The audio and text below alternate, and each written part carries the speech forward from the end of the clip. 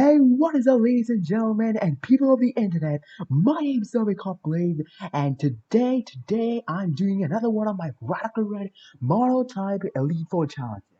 This time, it's the Fire type, and this is my easiest run of the Elite Four, and yeah, you get it. It wasn't this particularly challenging, mainly because I have a lot of experience using Fire types, and Fire type being my favorite type, it really wasn't that difficult. I was also pretty fun seeing everything tumble to earth.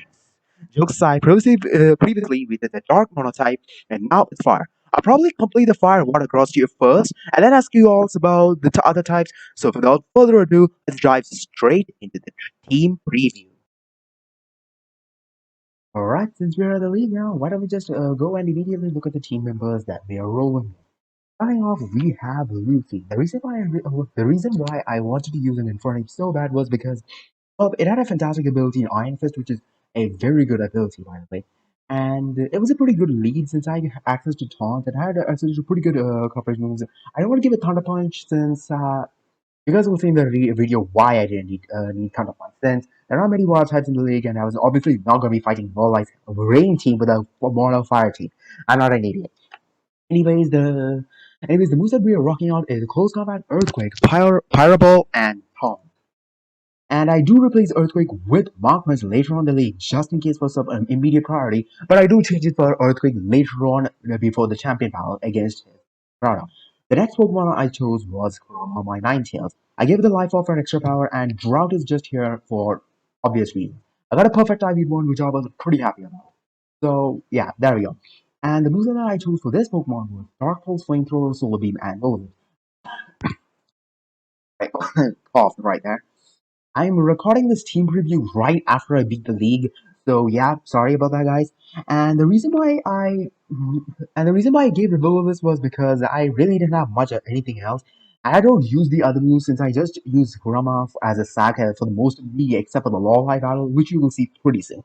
Then we have Starmie Victini. It was a very good Pokemon for the Psychic Mono, so I could have just ignored the fact that I should not use it for the Fire Mono as well.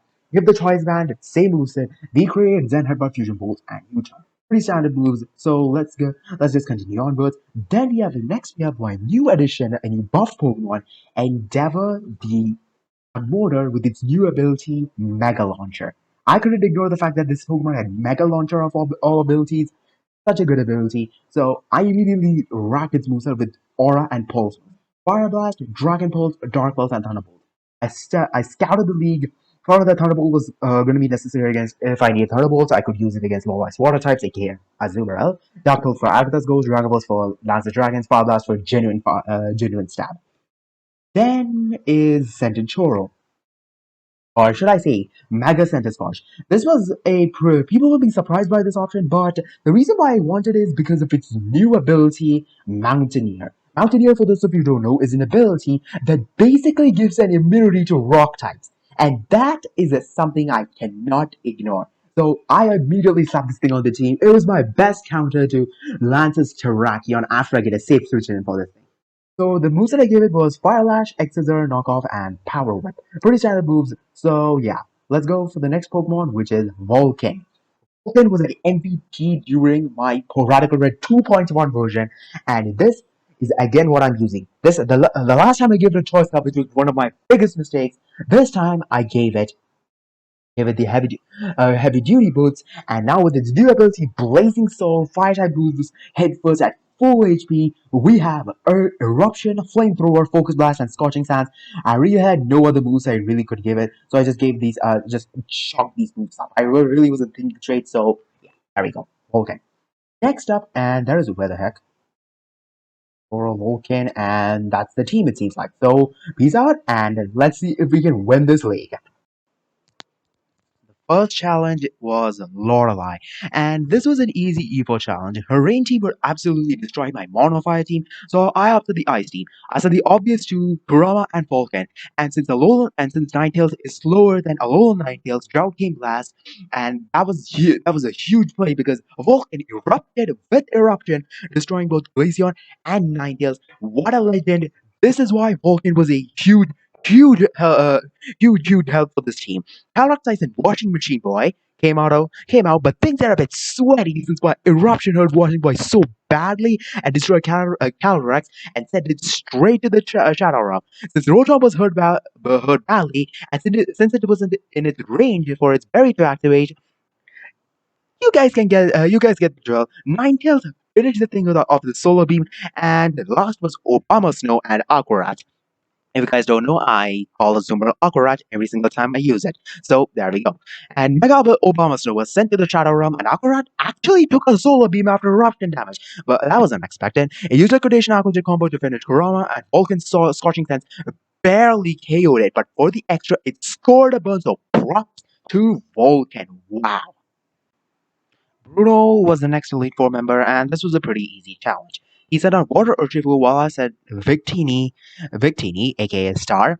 Then had brought it down to its stash and to destroy me with Surging Strikes. Then he said on Terrakion, and I switched into Kurama as a sack since I really didn't have much for Terrakion. And after Kurama Winter, I brought Zendikoro, the Sanduscotch, and Mega Evolve to show my new Mountaineer ability.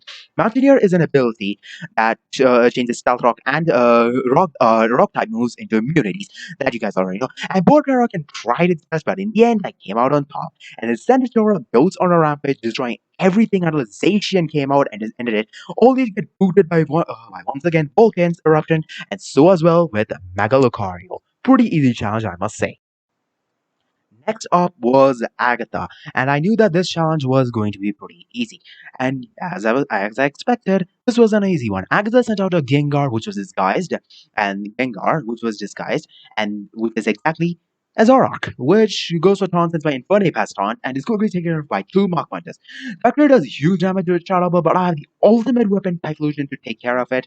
Then comes out Marshadow, and then it goes for Bulk Up after getting hit by Eruption, which was a very dumb idea. And then she brings Aegislash, and I was like, she has gone mad. But Aegislash actually survives an Eruption and goes for Toxic and stalls me like the little bitch it is. And then she brings Sylvia, which finally takes out Typhlosion. Damn, I wanted a Typhlosion sweep going on. However, Victini's weak rate easily destroyed it, and Mega Gengar came out to destroy Victini, but my Soft Magneto cleaned up the late game pretty easily without any issue. Next was the final Elite Four member, Lance.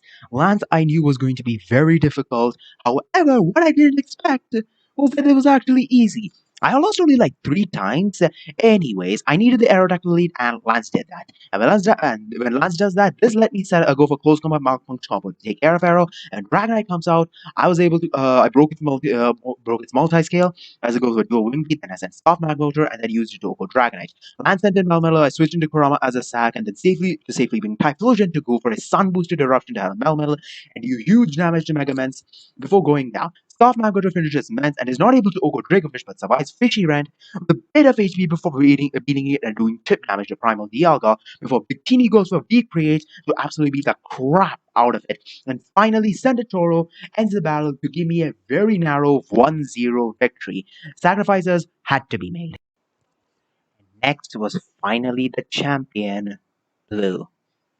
It is time. Before the champion battles, I replaced Mark Punch with Earthquake just in case for Primal Groudon. When the battle starts, however, I opt to go for EQ and Pheromosa expecting the Groudon spits, so which pays off huge, and I do big damage to Groudon and avoid Precipice Blades. In the close combat, he switches to Pheromosa and then takes me out, but EQ broke its sash, so Volk kicking Kaboom as he brings out Yveltal. I switch into Kurama as a sack, do a bit of chip damage with Dark Pulse, and then Magmortar can go Fire Blast, leaving enough HP for Vulcan to destroy Yveltal. Then I stay in Primal Groudon, then I stay in Primal Ground, defeated because of its lower special defense. He brings the Eternatus, I switch into Sanduscotch as a sack and bring Victini. And Victini got a critical hit Zen headbutt to Oko Eternatus. Mega Metagross took me out, but I don't care. Victini won me the game. Eruption sent both Mega Metagross and Gallivantan to the Shadow Realm. I beat Pokemon Radical Red Elite Four using only fire types. Thank you so much for watching this video, and if you guys really did enjoy it, make sure to hit that subscribe button, make sure to hit that like button, and peace out.